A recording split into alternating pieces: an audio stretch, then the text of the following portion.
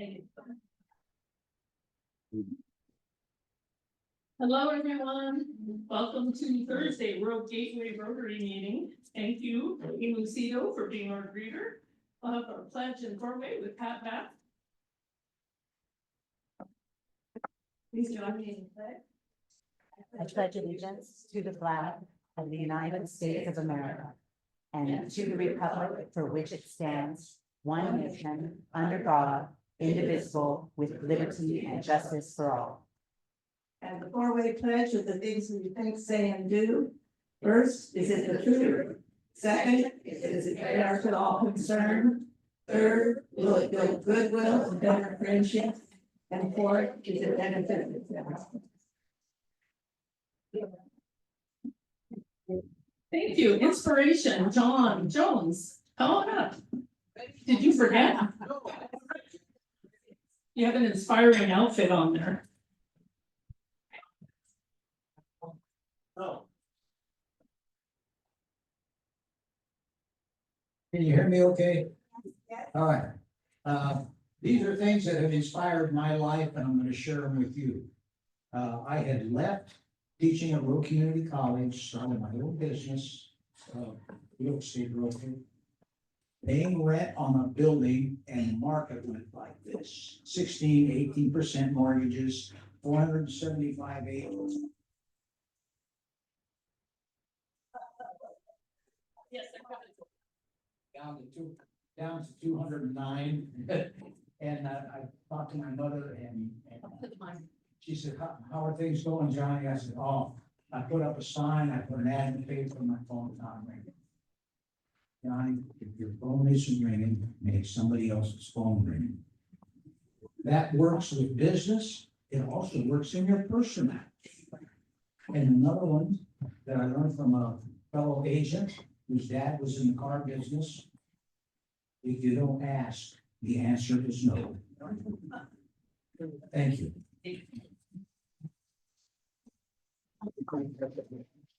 Okay, do we have any visiting Rotarians? Oh, great. President Randy Weber from RCC, member of the Wednesday Club, welcome. Anybody else?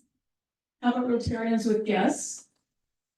Oh, we're going to be fast today. So let's have people with announcements come line up over here. I want to say, I think we have t-shirts available for sale for Porch Fest. So if you want those, see Carol. And Dawn probably has an answer. Come on, we'll get you guys on.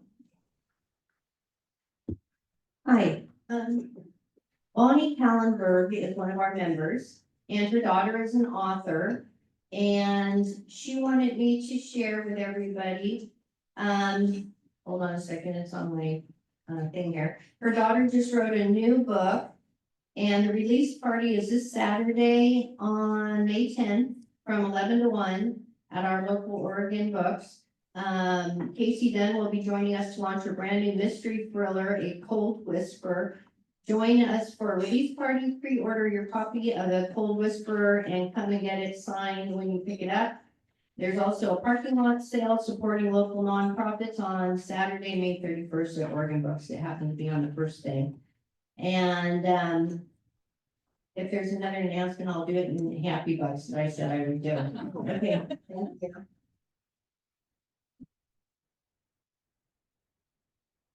First, really quickly, if any of you have not read this book, this is what our Rotary read has been. It's called The Bill of Obligation, The 10 Habits of Good Citizens. And I know we're all good citizens. I'm only on the 3rd habit, but I'll tell you, it's really very, very good. And Pat Bath, again, has kindly offered us to meet at her house on June the 4th in the evening. So if you have the time, get the book. It's pretty wonderful. And it could be good. Then the other thing, of course, is what? We're 1 week and 1 day away from Western Night.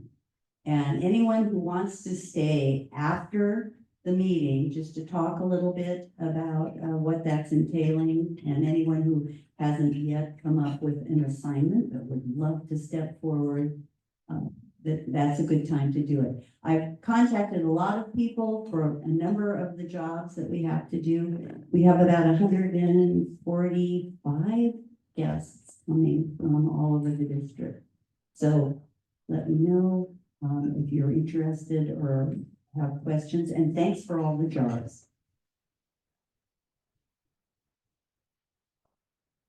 Just one last quick update, we finalized shoes that fit for the year, we finished up at. Anyway, we just finished up with, Parkside on Tuesday, so we were able to provide shoes to 38 students at that school. So it was a fabulous event, we did Riverside last week, Parkside this week, and of course Sunny Wolf had, gotten their shoes, I think it was clear back in February, and we all know how that happened, but anyway, looking forward to another fabulous year coming up in 25-26.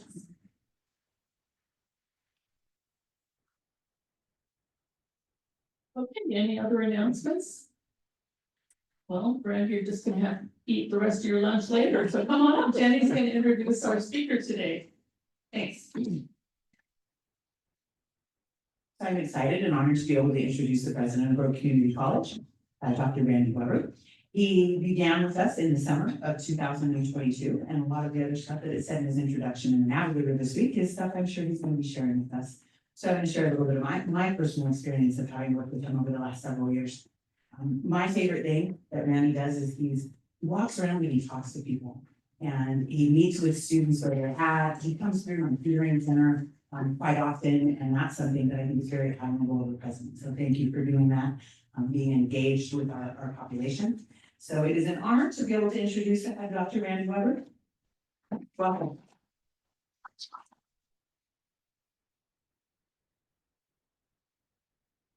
Thank you, Jenny. I'm gonna try to grab this, if I can, with the battle with the mic. I'm gonna grab the mic off of the stand because I'll probably spend some time being able to look at you, and I don't have eyes in the back of my head, so I can see my screen here.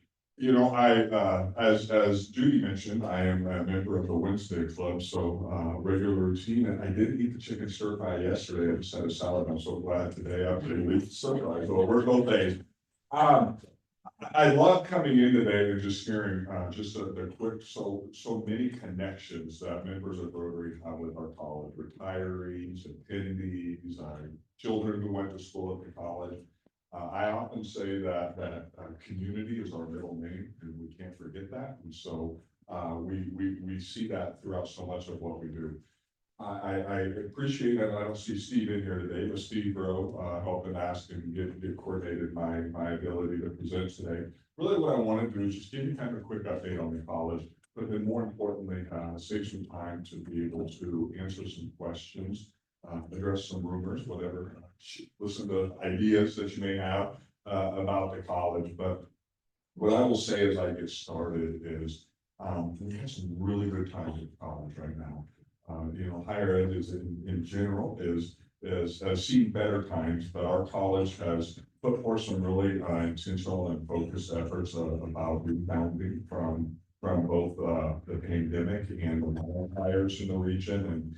And what we said was we're not going to be able to cut our way out of our challenges. We're going to have to find a way to grow our way out of the challenges. I think some of the story I'll tell today will demonstrate our ability to do so. So as Jenny said, I did not put any biographical information. Right? I think once I pass that 2-year new window, I don't get to be called new president anymore. So just a little bit about me personally. I'm a transplant from the Midwest. My wife and I both grew up in Kansas, and we spent a brief amount of time in Colorado Springs. And what I learned about Colorado was I did not like the professional environment as far as the way their system schools are set up, but we loved the geography.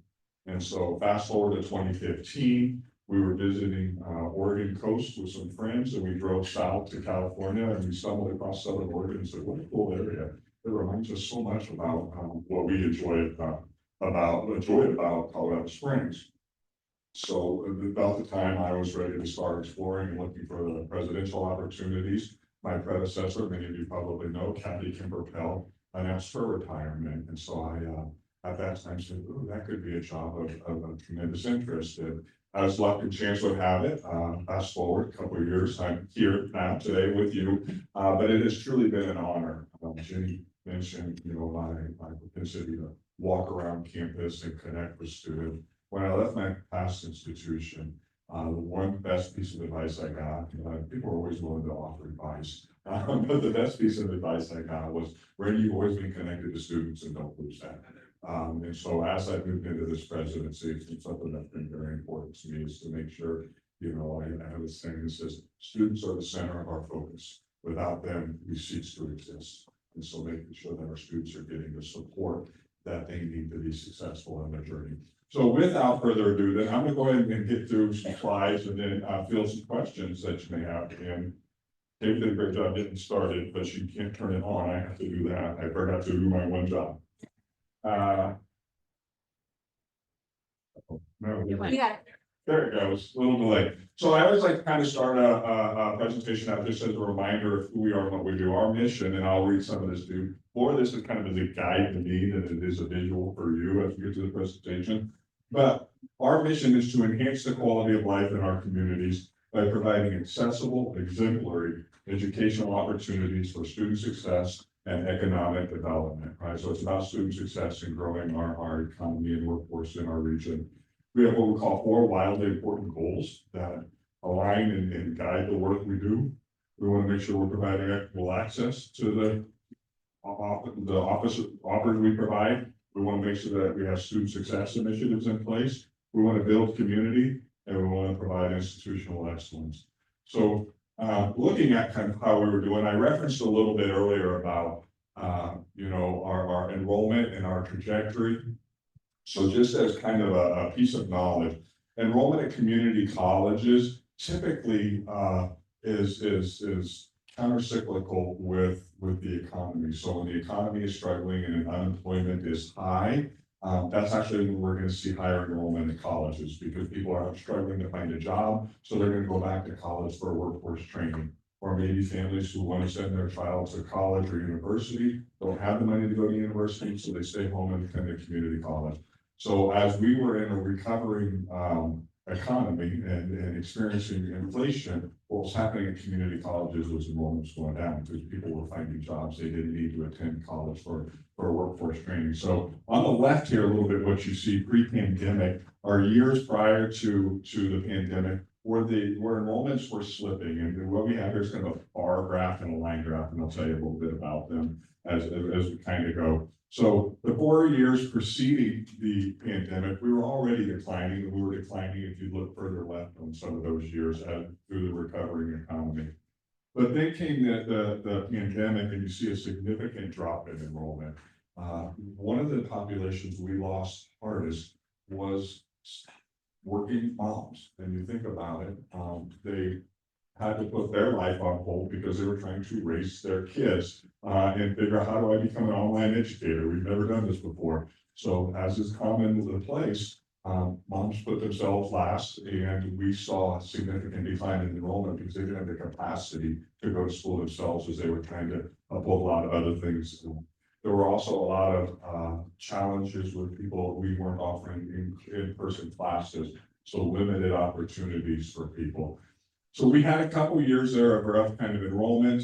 Fast forward to fall of 22. I arrived collectively, the board and I worked with leadership team to set a challenge to say, again, what we're going to do is we're going to grow our way out of this problem where, our community needs us to provide access to education. And so we bet on ourselves and we doubled down. And when you look to the right there, what you see is we've done a pretty darn good job of it. We've grown enrollment. The bar graph is basically kind of our product. We call it FTE. So how many units, credits, things that we sell. And then the line graph is our student. So what you see is our FTE is almost back to pre-pandemic. So the amount of education we're providing is about back to pre-pandemic. But the number of students we're providing it to is still down quite a bit. So what that means is those who are getting education are getting more in a shorter amount of time. And that's good because What happens in many cases is the time it takes to get a degree means that students aren't entering the workforce or earning a higher earning potential. So by condensing and getting people into the workforce faster, they're earning faster, they're taking out loans at a less rate. So a lot of intentional effort on our part to decrease that time to degree for students and get more credits in a year. But what you see is that we aren't quite serving quite as many students again. I was crossing my fingers, we're gonna be really close to breaking the 10,000 students served this academic year. We have some non-credit things that are still coming out through the end of the year. I think we're gonna fall just short of 10,000 again.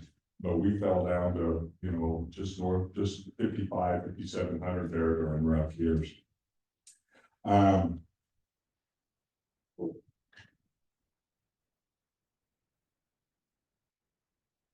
There we go. So like, how does that enrollment compare to what happened to the rest of the state? As I said, kind of how it works with the economy. Over the last 2 years, Oregon community colleges have grown by 13%. However, at Road Community College, we've grown by 36%, and that is the fastest growing college in the state.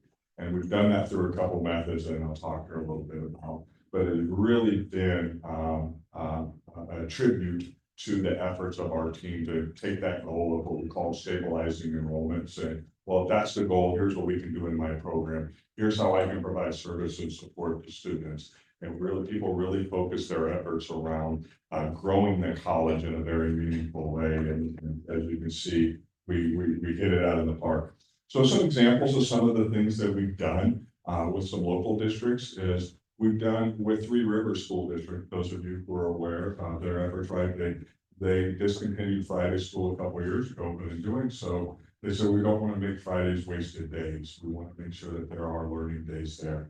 And we have a partnership with them where they bus students on Fridays to college for credit. And that's really cool because that's a district that has historically had low college going rate.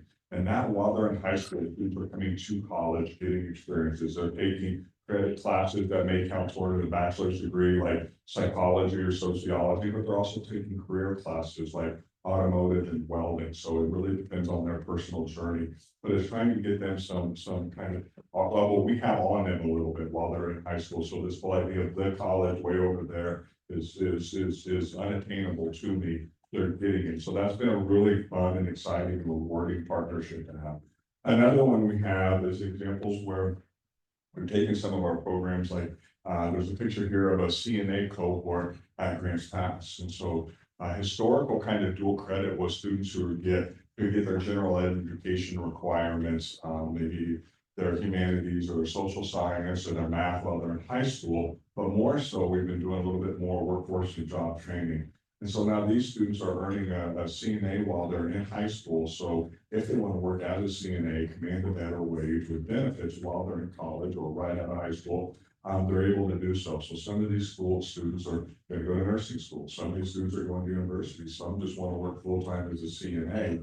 But that experience that they're getting in high school is tremendously more beneficial than what we've done in the past. Industry partnerships. So when we focus on this, we said we really want to strengthen our relationships with our K-12 pipeline partners and our industry pipeline partners. So we've done things what we call cooperative work experiences, CWE, where we're really working with industry to say, especially at the time, it's so hard to find labor that they're hiring as skilled of labor as they can find, but they're admitting like we don't have as skilled of a workforce as we need. And maybe historically what we've done is say, well, we teach welding from 1 to 3 on Tuesdays and Thursdays, so good luck getting here. And what we did is we switched and we said, well, we're gonna have an open lab environment. So if you want to send a couple people in the morning, send a couple people in the evening, and working around their schedules and their needs. So we've been really responsive to what industry's needs are. And then with CWEs, it's an example of putting them in the workforce and getting that. It's essentially like a paid internship type of experience. They're getting credit, they're working in the industry. One of the challenges a lot of employers will say is, we spend all this time and energy hiring somebody, and in the first 6-8 weeks, what happens is we both recognize it's not a good fit. They don't like working in the industry. They don't, share the same values as us. But an experience like this is kind of a little bit of try it before you buy it. So they're getting that experience. Sometimes what we find is students don't continue their academic program, they get swallowed up by the employer, which, you know, we wish they finished the program, but most importantly, they found a job that's a good fit for them. So that works well, but that's an example of us responding to the needs of industry. And I forget that there's cameras here, so I know there's people online. Sally's probably getting motion sickness watching me move and bounce around. Bear with me.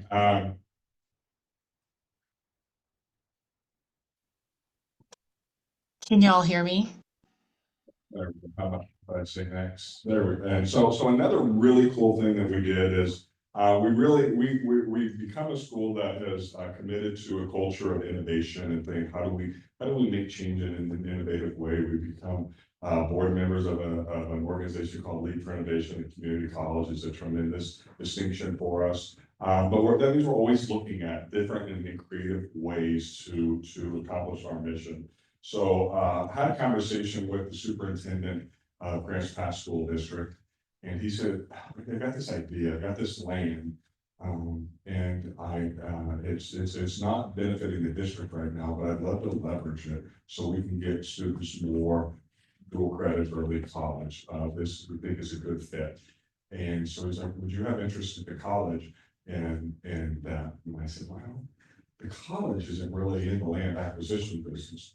But our foundation is, you know, we can take it and turn it into scholarship money. So we said, if you don't have any conditions or concerns, you give it to the foundation will sell it, we'll turn it into an endowment, and then we'll be able to put some seed money in to funding students. So that's exactly what we've done. And we both had this vision where this is something we didn't want to just last a couple years and go. So we kind of aimed at 100-year commitment on this and said, we know we want this money to be there for a while. And so a couple tracts of lands were donated to the foundation, who turned around and sold them. And so we got for the next 5 years, but for well longer than that, but this initial 5-year agreement, but it's $20,000 a year in additional scholarships to Grants Pass School District students who are getting early college to support their efforts on what they're doing there. So that's an example of what we've done. And like I said, it'll last much longer than now, but we're going to revisit that for 5 years to look at the corpus of the endowment and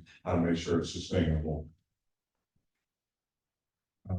The other exciting thing is that our foundation this academic year, you know, we had a failed and unfortunate bond campaign this fall, but as part of that bond campaign, what we said was we didn't want the whole year to be about buildings and capital. We wanted to make clear that we have a continued focus on students and the supports that they need. So our foundation committed to providing $1 million in scholarships this year for the first time, and we were able successfully to do that. And they saw that as a stretch goal, and I said, well, that's a good new foundation. So how about we do it again next year? So a really cool, exciting challenge, but that's an example of ways that they work to help offset the increased costs of attending college for students. And one of the things I might say about the cost of attending college for students that often serves almost kind of as a misnomer is the cost of attendance definitely is tuition and fees and course materials, but the other parts of cost of attendance is your cost of living, transportation, childcare. And so what becomes really important is how accessible can we make that education? Can we get you through that? Can we put your classes close enough together where you can take one afternoon off from work and get the classes you need versus having to take 2? And so some of the propositions we weigh in making these decisions and what's best for students is how can we get them to and through their program quickly, because we want to make sure that they can enter that workforce and get that earning. So sometimes that's part of that consideration when people think, well, how much it costs to go to college? Well, it's an opportunity cost when they're not earning money because they have to come 3 days instead of 2, and it's a day they can't work. So we really work to try to mitigate that a bit for them. Next slide, please. So I just have to brag a bit. This is brand new information to us. I actually have an all college address tomorrow, and I'll share some details on it with them tomorrow, so you get the first kind of sneak peek. So the Carnegie Foundation is historically the organization that has classified schools. So you're a baccalaureate institution, you're a doctoral institution, you're an associate or a community college. Well, they realized their classification system is really stale and old. And so they came up with a new classification system that they kind of rolled out this year. But specifically, they came up with a unique distinction to say, we want to have what we call opportunity colleges and universities. To become an opportunity college and university, of which only 16% of the colleges or universities in the country earned, you had to be as or more representative of your population within your, of your community within your enrollment. And their earnings had to be at least 25% greater than the median earnings for your region. So, are they getting a good value for their education investment? And I am very honored to say that our college is the only public institution in the state of Oregon to receive the inaugural accreditation or classification for the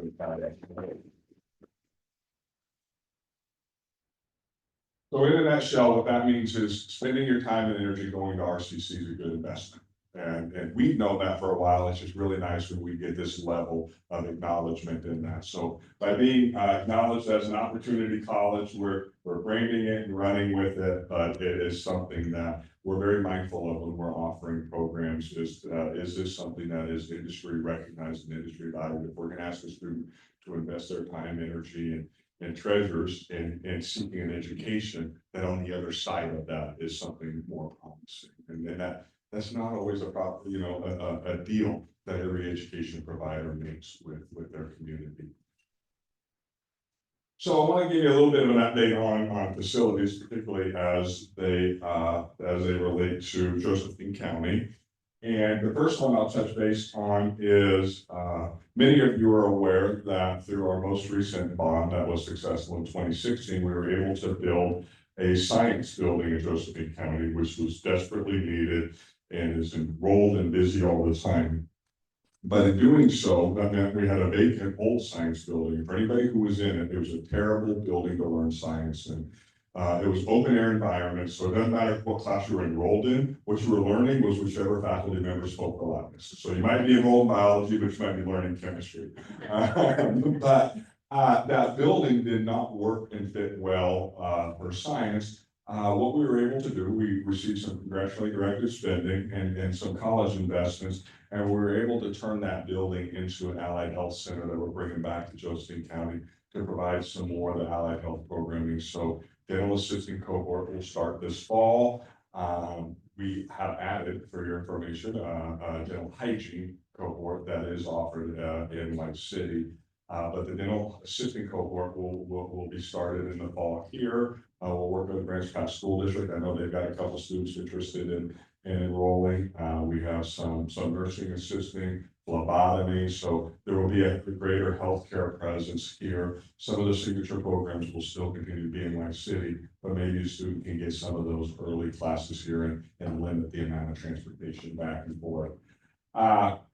So we, again, I think I touched on each of those things there. So moving on, the other thing that we have is we have an opportunity because our facilities are owned by the college locally and not the state like universities are. We have a limited ability for the state to sell bonds that require a match from us to do some major projects. So we had a project on the books called transportation technology that actually was applied for prior to my tenure and approved by the state. But over the last couple of years, we've realized the project needs to look a little bit different. It needs to be inclusive of both automotive and diesel, and it's important for it to be offered both in Josephine and Jackson counties. So what that means is, if you've seen our automotive program at Redwood campus down the road here, it's pretty dated. It's not ADA compliant. It's on 2 levels. It's a challenge to offer what we need to be doing. We're going to be building a new facility, and that new facility will move automotive in there, but it will also bring diesel mechanics training to Josephine County as well. And that means automotive will also be offered in Jackson County. So when I talked a little bit earlier about equitable access, we realized the challenge of the size of our district that access can be. It's hard for students from the IV to get to White City multiple days a week, and we can't just fix that, but we can improve that and make it as minimally challenging as possible. So we're really excited about that, and in April, we selected an architect, so more on that project will be coming soon, but it'll definitely be something that will allow us to continue with great workforce training and much needed industry in our region. So the Road Bowl, many of you have attended and spent many evenings or days at the Road Bowl, was taken out of service about late 2010, I think 2017, because we were not ADA compliant. And so what we did is we had a vision to say, well, minimally, we need to bring it back to compliance so it can be used by the college and the community. And there was a group of some aspirational goals that said we'd like for it to become much more. Unfortunately, we fell a little short of their goals to make the Road Bowl, what this particular group envisioned. But I am happy to report, we do have it to where it is up and running again. It is compliant. We had commencement for the first time in many years in there last June. Excited to have our second one back in there. It was a fun blast event. As you can see, a lot of people piled up there. We'll say we had to modify the slope a little bit because people at the kind of the bottom of the hill sitting in chairs before we had to mess with the dirt a little bit, being kind of almost ejected down. So good earthwork by our friends at Opossums and Associates. So what does the future hold? Real quickly, I want to talk a little bit about program needs and relevance. And again, this is not something you need to be able to read and see. But what this chart reflects, the blue bar graph are the top 5 jobs in our region for the next 5 years. And then the red line reflects the wages for those. Again, as I reflected earlier, we want to be mindful of what we're offering and students' earning potentials when we do that. So on the far left, what you see, not surprisingly, by far the #1 growing jobs in our region is healthcare support. 2,400 jobs in the next 5 years in healthcare support. Clear well and above numbers 2 through 5. Then a quarter of that is healthcare practitioners. And so if you just stay on those two and look at the red line, you can see that healthcare support pays a median wage just under $40,000. Whereas if you become a practitioner, you're going to make closer to $86,000. So think of programs we have, the difference between being a dental assistant and a dental hygienist, the difference between being a nurse's aide and an RN. And so those are some of the things that we've been mindful about. How do we build stackable credentials? Maybe somebody gets that entry-level job, but in time that they can go on and earn in that same industry a greater way of living. So those are the way we track what programs we have, where the needs are. For the benefit of the group, the third one is food preparation and service-related occupation. So that's an example where people ask me a lot, why don't you have culinary? Why don't you do culinary? Obviously, with the tourism in our region, culinary is an area of need, but the wage data doesn't reflect that. If a student comes and gets the training, that industry will pay them for having an education. They're better off going and getting on-the-job training and workforce there and just working their way up if they're going to work in the industry. So that's kind of how we look at it. We're not going to ask you to take 2 years of your life investing in getting an education, and on the other side of it isn't the job that's going to reflect the investment that you made. Fast forward, the next one is management occupations, and then lastly is one that's kind of all over the radar, and so it's got a median wage, but it's transportation and materials moving occupations. And this one kind of lumps a lot, right? Because we know CDLs pay a living wage. We know that certified automotive technicians pay a pretty good wage. But also in here is lumped in low-level materials moving, so some delivery drivers and things that are decent jobs, but they aren't necessarily paying a living wage. And so this where this data comes from states that basically, when you look at the cost of living index for our country, that Josephine and Jackson counties is at 115%, so we're 15% above the median cost of living, right? Not surprising for the entire country. So a good job in our region, meaning it would support a median living lifestyle in our region would require a wage of $48,500. So you think about what's paying and where it's at. So that's a little bit of kind of behind the scenes how we look at data. that's there. And lastly, that should bring me kind of to the conclusion, which is a little bit of what I wanted to share with you today, and I think that leaves us a couple minutes. I don't know, Judy, you'll pull me off the stage when you're ready to get rid of me, right? All right, there you go. So I think we got a couple minutes. Oh, perfect. Maybe 5 minutes or so for questions. Yeah. It's not on. It's downstairs. Thank you.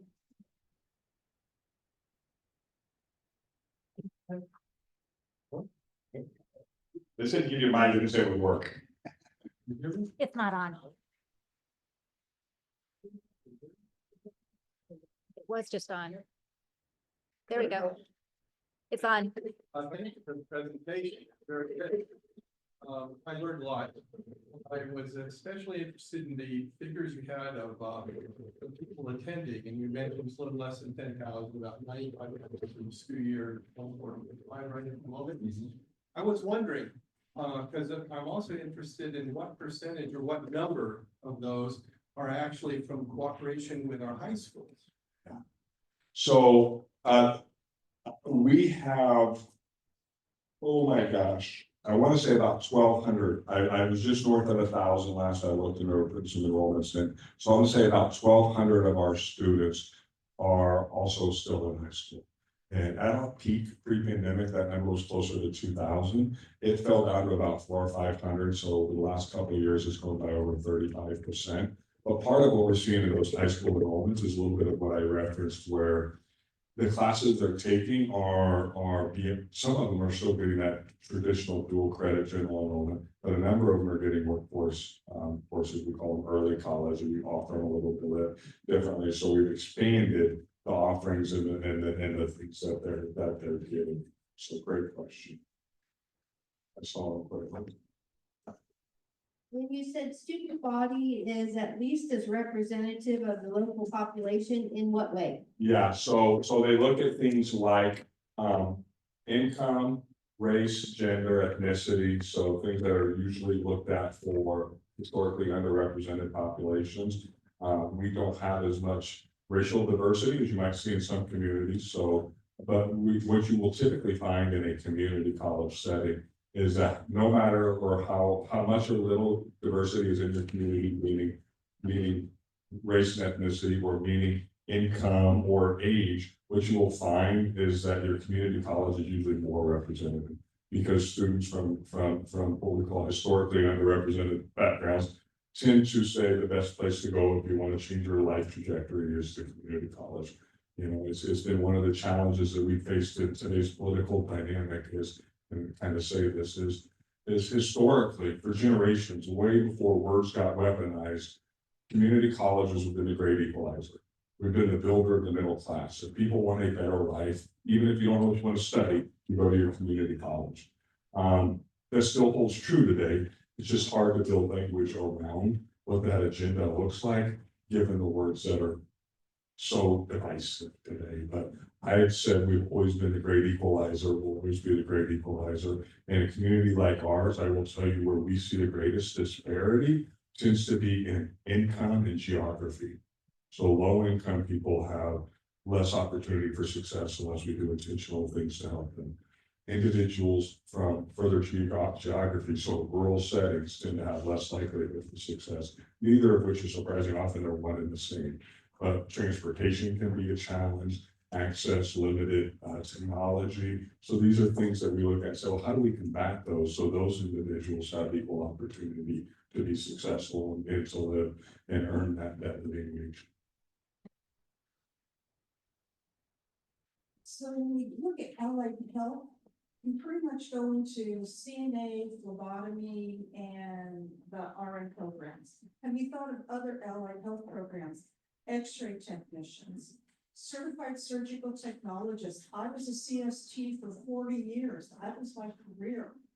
And in this area, because there's no schools, the closest one I think is down in Sacramento, and it's a very expensive school. They're taking people right off the street into surgery and teaching them how to do that job, which is a injustice to all of us who went and got formal training.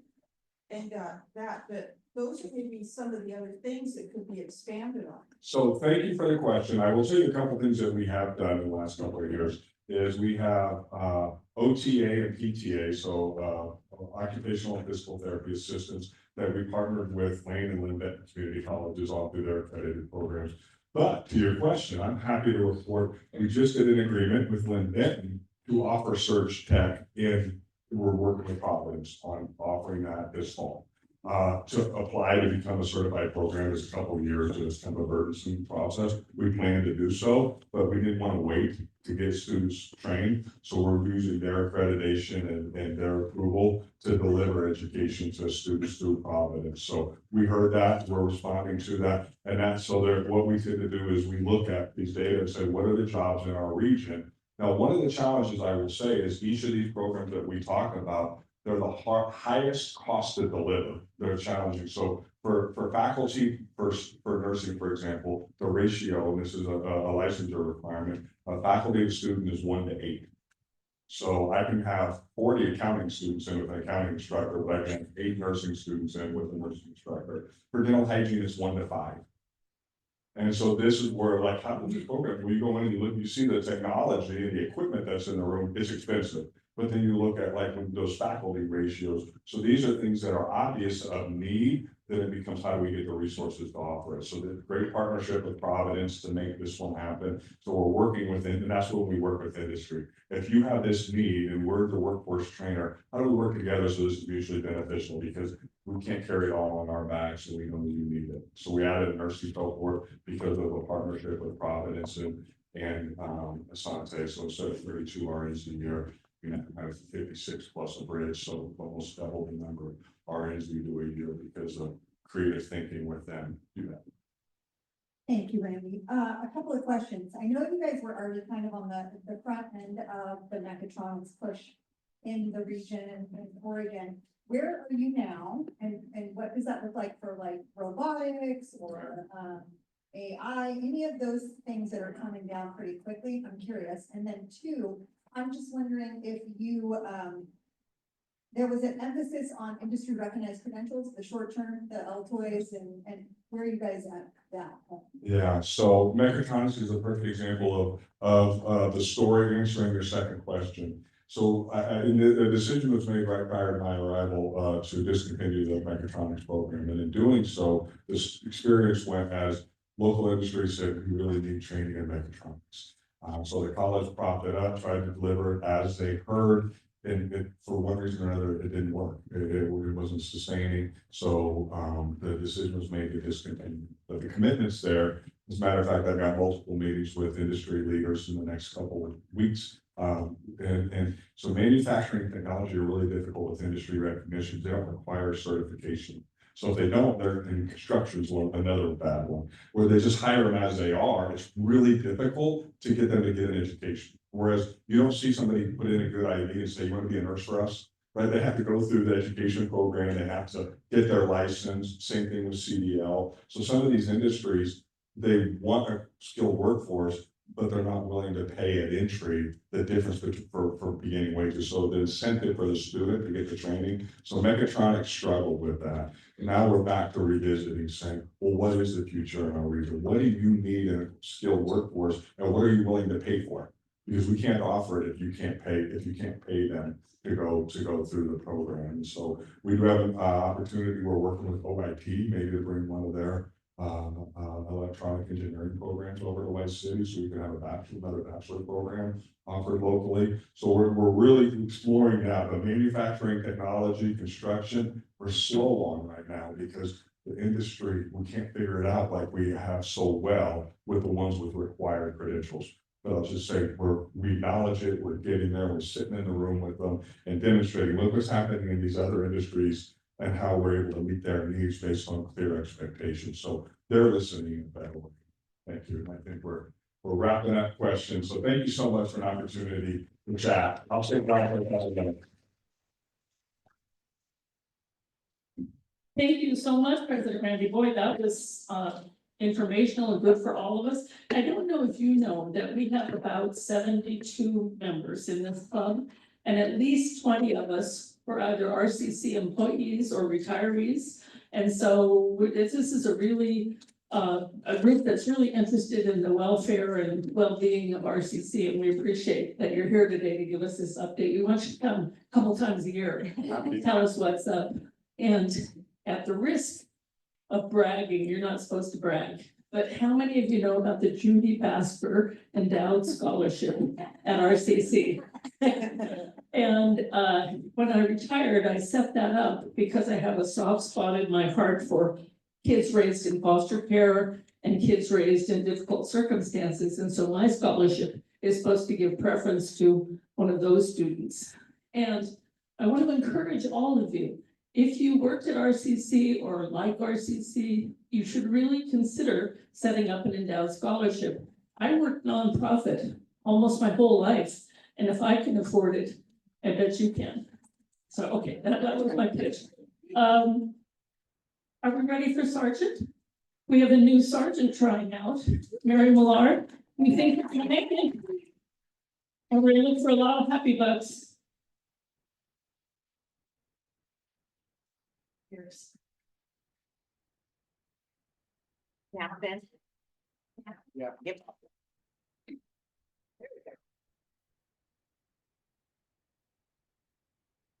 The first teaching lesson is figuring out the mic.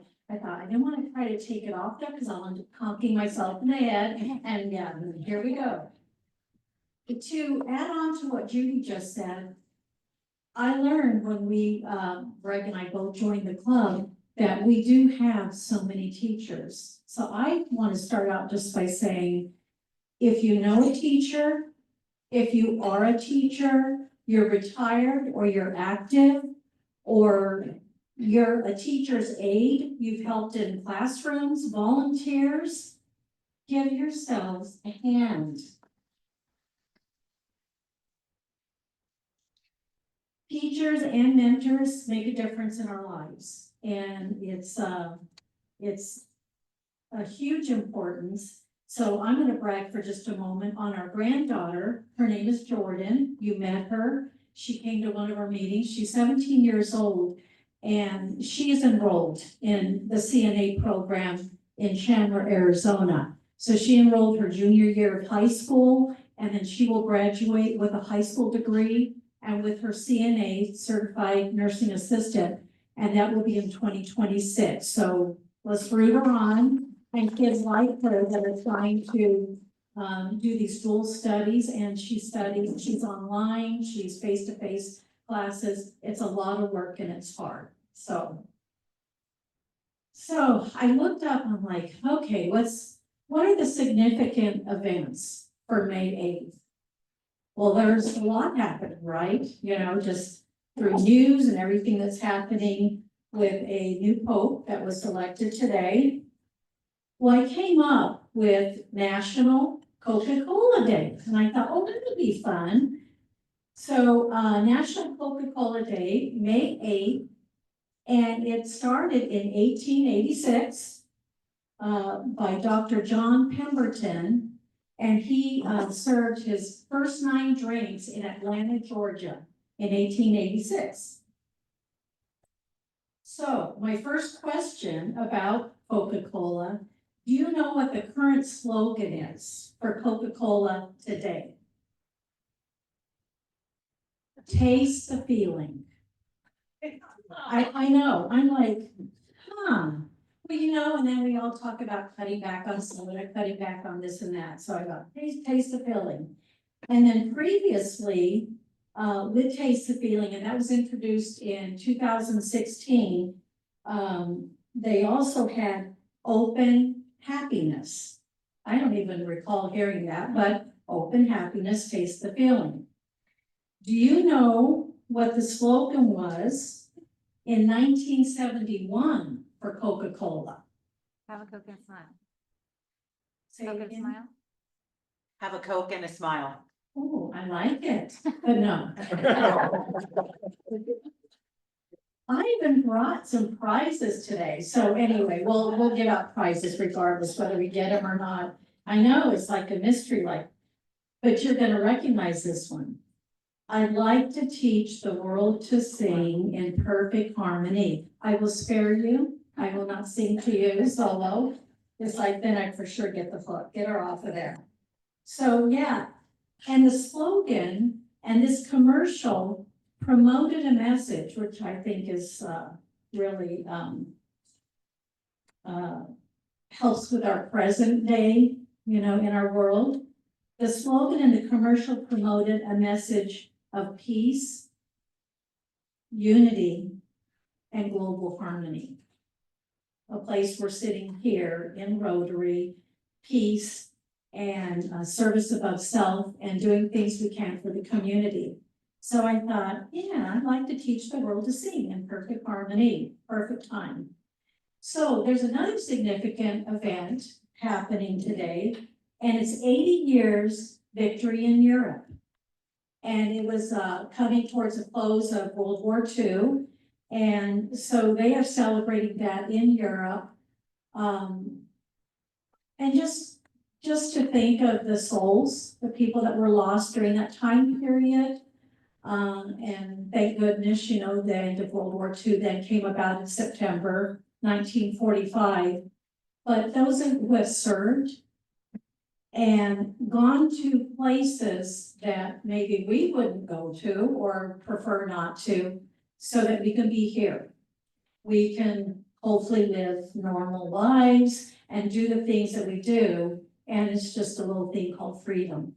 So just very significant victory in Europe, and hopefully the peace and the harmony that will bring about in the years to come. I want to do a shout out, and I'll move on into some happy bugs, but this woman, I have mentioned her in times past, and she's a mentor and a friend, and she helped me get my first job with Maricopa County Sheriff's Office and went on to have a 35-year career. Her name is Ann. She turns 103 tomorrow, lives in Phoenix, Arizona. So a shout out to my friend Ann. And with that, I'm going to move into happy bugs.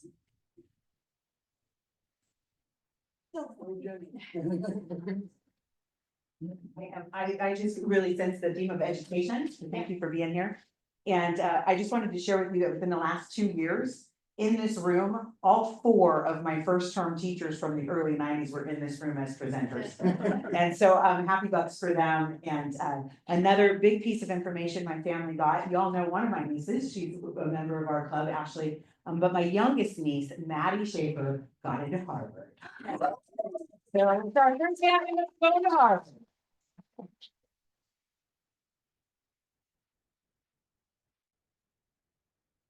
Let's say happy birthday to Sally on the screen. I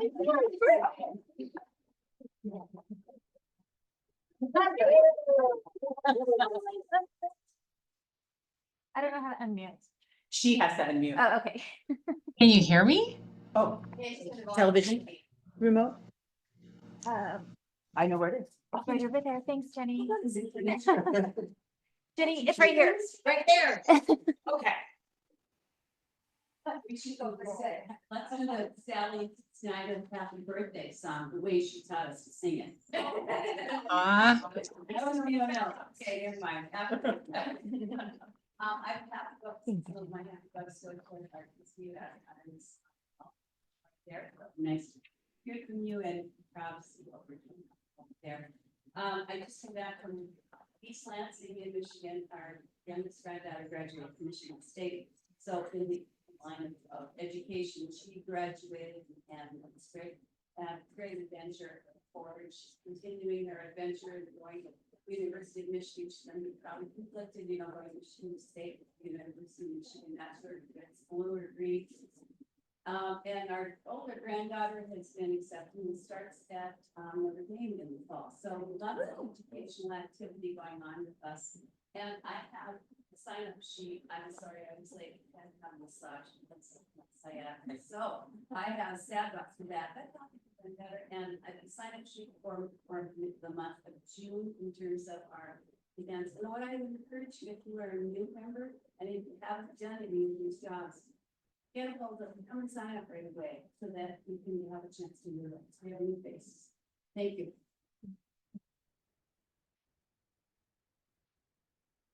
Well, as a former, employee of RCC, the art department, I gotta say that, I love hearing you say communities are middle name, because I always said that, and folks kind of looked at me, like, hey, come on.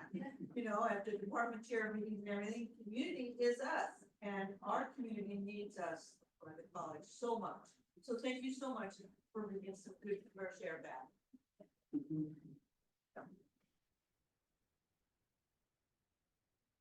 I think that's for Dr. Weber. I've had the privilege of being on the budget committee for, this is my last year. And I've got to tell you, it's amazing what wonderful things they do with the funds that they have. Kudos.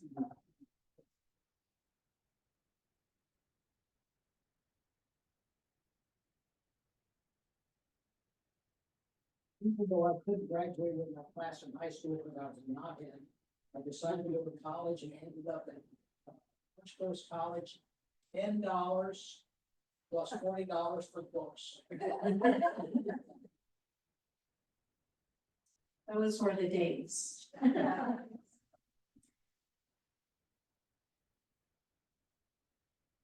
Thank you. Oh, you can't hear. Yeah, we're gonna draw the card. It's like touching, it's working. Yeah. Starting. President Randy could draw a card.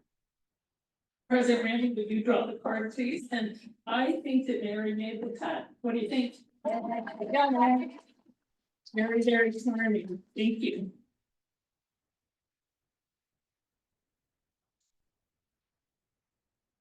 Two of hearts. Two of hearts. Very good. Congratulations. Okay, so, that's all for today. This came from Florence Nightingale, and I don't know why I had to do that. She died in 1910 in London, but she was born in Florence, Italy. Who knew? Although she was a British citizen. She said, I think one's feelings waste themselves in words. They ought all to be distilled into actions and bring results. And that sure sounds like our club. So thanks, everyone. We'll see you next week. Thanks.